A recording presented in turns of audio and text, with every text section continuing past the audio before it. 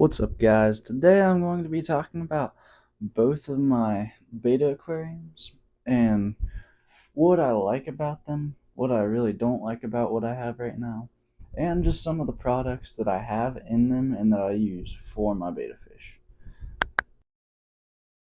Alright, so I'm going to be starting off talking about my 5-gallon aquarium right here. Now, this kit actually came in a top fin 5-gallon aquarium kit. It came with like a filter, a lid. It had just a couple other things with it, but it was in a kit. I used absolutely nothing from that kit in this tank because it didn't seem like it was suited very well for a beta fish. I actually only used a 5-gallon tank right there, as you can see, and I thought, well, I mean, a couple things could be better for a beta fish, like a low flow filter, so I went with a sponge filter. Just because I knew that I could have plenty of stuff in here to kind of cover it up and kind of blend in with everything, so it ended up looking pretty good. But my personal favorite thing about this tank is the plants that I have in here, just because, I mean, they make it look that much better and they serve a purpose as well. Betta fish are very kind of lazy fish in the terms of they like to sit around sometimes and like sit on leaves and whatnot. So I like to have big leaf plants in the tank so they can just kind of go and get lay down, sit on whatever, sit on like these big leaf plants back in the back and even in the corner over there. But I also really just like this tank just based on the fact that, I mean, it looks pretty natural in my opinion. Like there's not any cheap plastic stuff in here, which it just, yeah, I just like the way it looks and everything like that. But one thing I do have in here is an upgraded light. It is an Aquaneat aquarium light right here, if it'll focus, which it won't. But I really do like this light. I've had nothing but good things out of it. Hasn't had any issues yet. I mean, it's just really good light. It was cheap, $10. But another good deal I have on this that works really well is an Aqueon heater back there in the corner. That really helps and keeps the water temperature really good, like really solid, right at 78, right around there. I mean, one thing a lot of people will forget when they have a beta fish tank is the heater, and that's a very important thing because these guys come from a little bit warmer water than most areas, especially like my area, because it does get pretty cold here sometimes of the year. But overall, this is a really good tank, pretty low maintenance, and it's just, I think it looks great.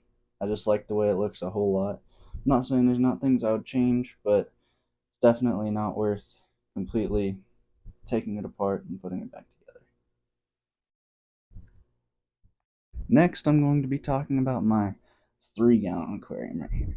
Now, this was actually a Glowfish Beta Aquarium kit that came from Walmart.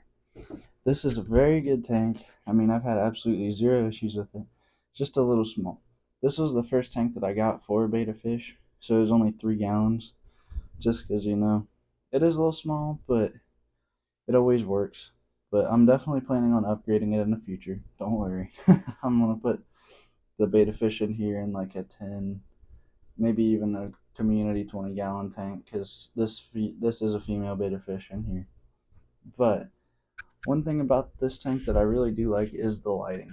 It's always really good. As you can see, the plants are really well rooted in. This tank's been going for 5 months, I'd say. It really just looks good. The plant's rooted in, and there's plenty of structure in there for the fish to lay in. But just a few things that I have in here. I actually have a top fin heater, but there is a back of this aquarium. If you look back here, you can take this plate right here off, and it actually has like a space in there for extra filtration and whatnot. But in there, I run a 5-gallon top fin beta heater that's does the job perfectly fine for this little 3-gallon tank. But as I said, I really love the live plants in a beta fish tank. I really love the big leaf live plants like the Anubis plants, like I have in here as well. Because, I mean, you just catch the betta fish laying on these leaves. And, like I said, it serves a good purpose for keeping nitrates out of the water and stuff like that.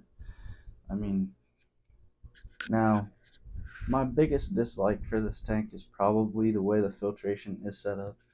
Because when you get it, it really only has like a cartridge filter in there in the back, which it has plenty of room for other stuff. But yeah, and I guess another con of it is that it's marketed for betta fish, but they don't include a heater in the kit.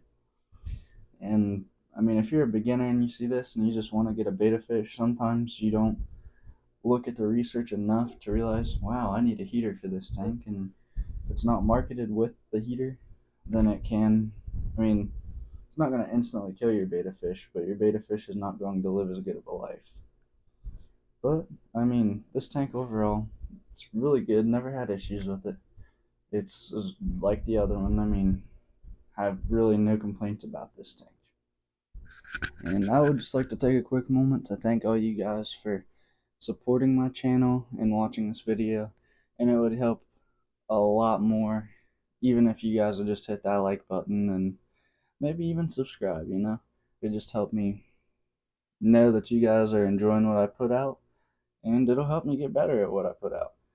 But I really like to thank you guys right now, and just thank you for watching this video, and I will see you guys in the next one. And if you have anything specific you would like me to talk about or show you or even do on the channel, just leave a comment, and I'll see you guys in the next one.